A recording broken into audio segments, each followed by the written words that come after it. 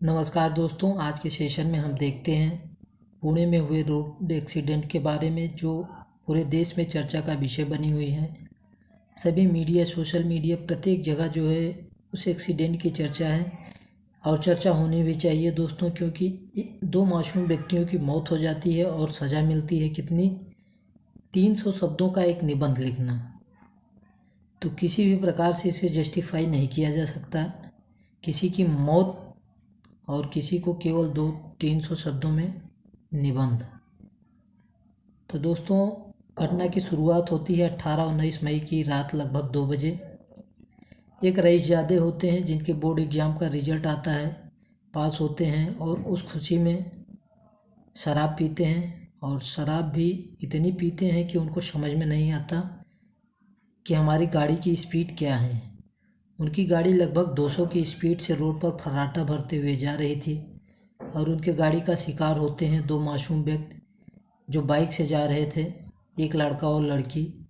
उनकी गाड़ी की टक्कर से लड़की करीब 20 फीट ऊपर उड़ के फिर गिरती है और तत्काल मौके पर ही उसकी मौत हो जाती है, और लड़का भी थोड़ी देर तड़पने के बाद वहीं सड़क पे ही दम तोड़ देता है। लेकिन इन रईसजादे को सज़ा क्या मिलती है दोस्तों? इनको सज़ा मिलती है कि आप 300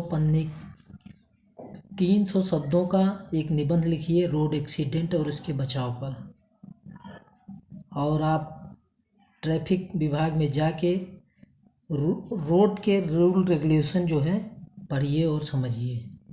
तो पूरे देश में इस निर्णय की निंदा हुई। निंदा का परिणाम यह हुआ दोस्तों कि जो है इनकी जो बेल थी वो खारिज हुई। सेशन कोर्ट ने खारिज किया और इनको 5 जून तक के लिए रिमांड पे भेज दिया। तो अब हम दोस्तों अपने देश के कानून को कहें या किसको कहें, अगर कोई 18 साल से अधिक उम्र का व्यक्ति यहाँ अपराध करता है तो इसे गैर इरादतन हत्या कहा जाता है। उसके लिए सज़ा दूसरी है, क्योंकि ये रईसजादे 18 साल के नहीं थे, ये थे 17 साल 8 महीने के, तो इसलिए ये नाबालिग में आ गए और इनके ऊपर आईपीसी की धारा 304A के अंतर्गत कार्रवाई होती है दोस्तों। ठीक है,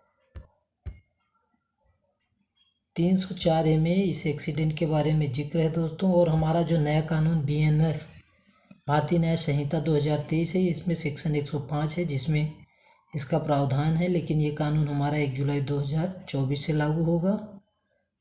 तो ये इनका जो एक्सीडेंट है ये आईपीसी के अंतर्गत आएगा। आईपीसी की धारा 304 क्या कहती है, पहले हम ये देख लेते हैं, फिर देखेंगे कि इनको सज़ा बेल कैसे मिल गई, किसके अंतर्गत, और फिर पुनः ये कैसे जेल गए।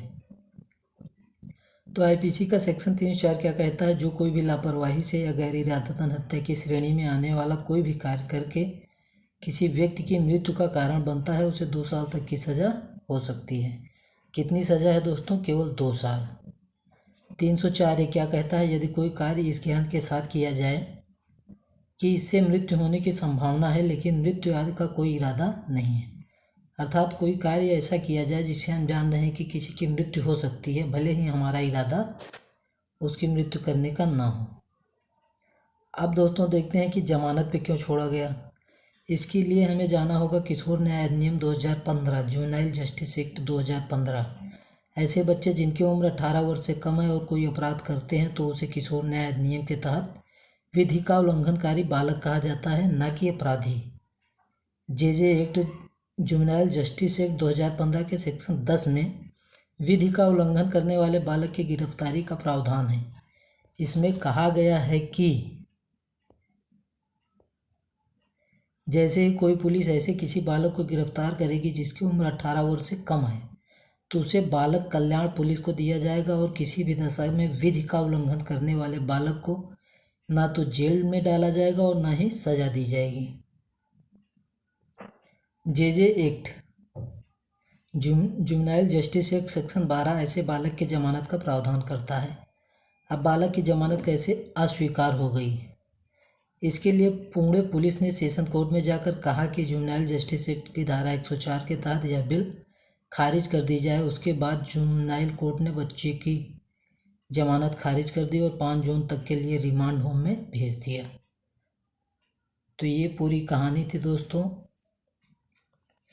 जुवेनाइल जस्टिस एक्ट के सेक्शन 104 के तहत पुणे पुलिस जो है इस निर्णय के बाद सेशन कोर्ट गई, वहाँ अप्रोच की और उसके बाद इनको जो है कोर्ट ने इनकी बेल खारिज की और 5 जून तक के लिए इन्हें हिरासत में भेज दिया।